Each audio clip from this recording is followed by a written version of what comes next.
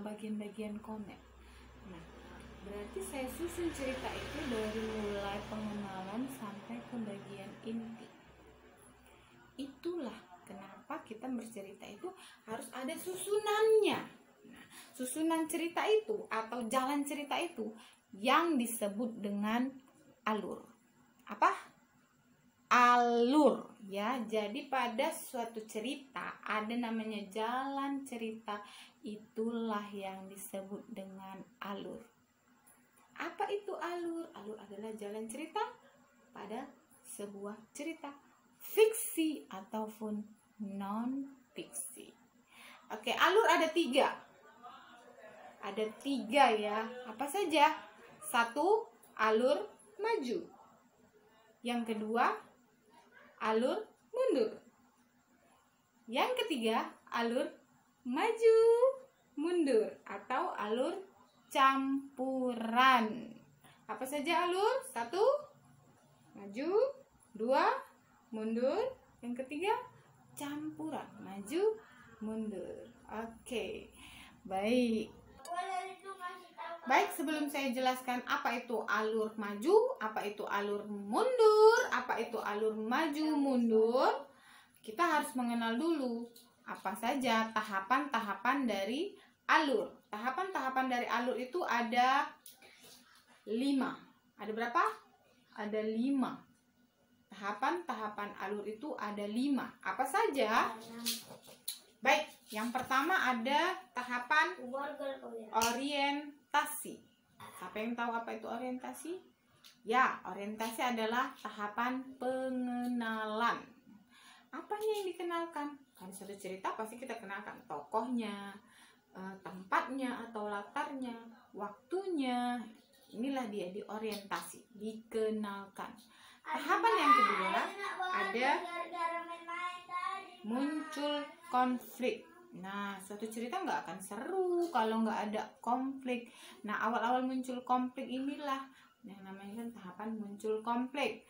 Tahapan yang ketiga adalah klimaks. Apa itu klimaks? Nah, klimaks ini adalah konflik yang muncul tadi menjadi sangat tajam. Jadi mencapai pada titik puncaknya. Wah, sangat tegang ceritanya. Inilah dia di klimaks. Kemudian ada anti klimaks. Apa itu namanya saja sudah anti, berarti ini adalah tahapan pada masalah itu sudah mulai mereda, sudah mulai ada titik penyelesaian. Nah, sudah mulai tidak terlalu klimaks ceritanya, masalah itu tadi. Lalu yang terakhir adalah resolusi. Apa itu resolusi? Penyelesaian. Jadi masalah tadi sudah selesai, sudah tidak ada ketegangan apapun. Inilah dia resolusi. Jadi tahapnya tadi saya ulang lagi ada 5. Yang pertama itu tahapannya dikenal dengan orientasi. Yang kedua apa? Muncul klimaks. Yang ketiga klimaks. Yang keempat apa? Resolusi. Hah? Kok cuma 4?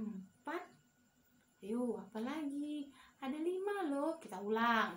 Yang pertama itu ada orientasi ya, pengenalan. Yang kedua muncul konflik. Yang ketiga ada klimaks. Oke, yang keempat anti klimaks. Yang kelima resolusi. Nah, kalau sudah tahu tahapan-tahapan pada alur ini, baru nanti paham bagaimana itu alur maju, bagaimana alur mundur, dan bagaimana alur maju mundur atau alur campuran. Baik, saya akan menjelaskan yang pertama alur maju. Nah, alur maju itu biasanya diceritakan pertama adalah pengenalan. Jadi urutannya adalah tahapannya pertama orientasi. Nah, setelah orientasi baru muncul konflik. Sudah muncul konflik, baru terjadilah klimaks. Konfliknya sangat tajam, sangat mencapai titik puncak. Kemudian anti klimaks.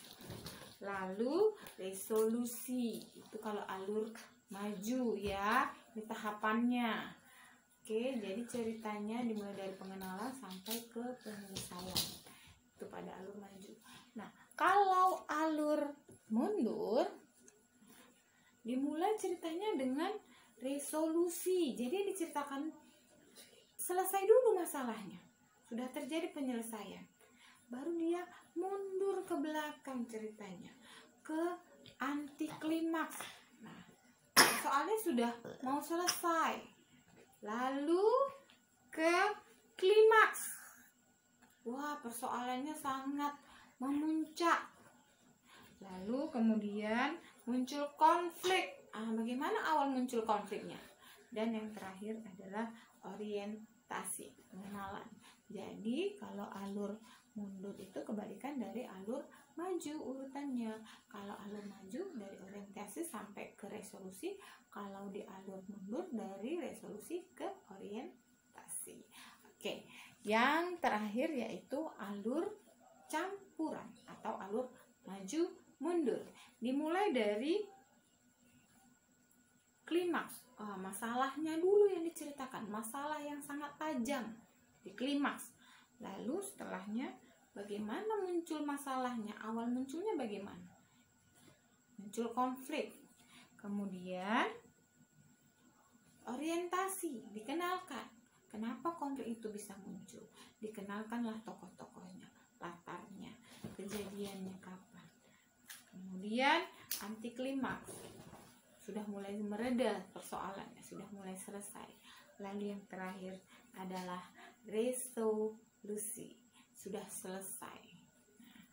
Oke, itu adalah penjelasan tentang alur maju, alur mundur, dan alur campuran. Semoga kalian bisa memahaminya.